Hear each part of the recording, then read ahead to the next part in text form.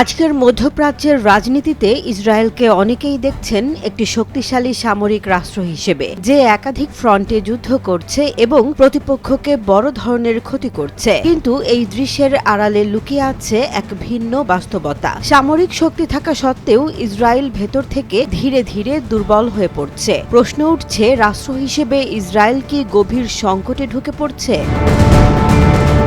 আন্তর্জাতিক অঙ্গনে ইসরায়েল আগের মতো একচ্ছত্র সমর্থন পাচ্ছে না। যুক্তরাষ্ট্রের নেতৃত্বে গঠিত একটি আন্তর্জাতিক জোট ধীরে ধীরে গাজাকে ইসরায়েলের সরাসরি নিয়ন্ত্রণের বাইরে নেয়ার চেষ্টা করছে। এই প্রক্রিয়ায় কাতার, মিশর, সৌদি আরব ও তুরস্কের মতো দেশগুলোর সক্রিয় ভূমিকা লক্ষ্য করা যাচ্ছে। ইসরায়েল সরকার প্রকাশ্যে এই উদ্যোগের বিরোধিতা করলেও রাজনৈতিক বিশ্লেষকদের মতে প্রধানমন্ত্রী বেনিয়ামিন নেতানিয়াহু নীরবে এই বাস্তবতা মেনে নিচ্ছেন।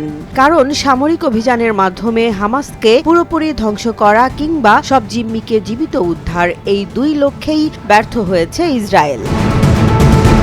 বিভিন্ন প্রতিবেদনে উঠে আসছে, ইসরায়েলি হামলায় জিম্মিদের মৃত্যুর সংখ্যা আগের ধারণার চেয়েও বেশি হতে পারে। এর ফলে যুক্তরাষ্ট্র ও ইউরোপে ইসরায়েলের প্রতি নিঃশর্ত সমর্থন দুর্বল হচ্ছে। একই সঙ্গে উপসাগরীয় দেশগুলোর সঙ্গে কৌশলগত সম্পর্কেও ফাটল ধরছে। অন্যদিকে সামরিক সক্ষমতার ক্ষেত্রেও পরিবর্তন স্পষ্ট। সিরিয়া, লেবানন বা ইরানের মতো এলাকায় বড় আকারের অভিযান চালানোর আন্তর্জাতিক সমর্থন কমে যাওয়ায় ইসরায়েল এখন কৌশলগত বিস্তারের বদলে সীমিত লক্ষ্যভিত্তিক অভিযানে ঝুঁকছে। এই সংকটের প্রতিফলন দেখা যাচ্ছে ইসরায়েলি সমাজের ভেতরেও। সাম্প্রতিক সময়ে বিমান বাহিনীর প্রশিক্ষণ ক্যাডারদের ঘিরে বিতর্ক দেশটির সামরিক ও নৈতিক কাঠামোর ভাঙনকে সামনে এনেছে। গণমাধ্যমে এ নিয়ে তীব্র আলোচনা চলছে। কে নৈতিক আর কারা নতুন অভিজাত?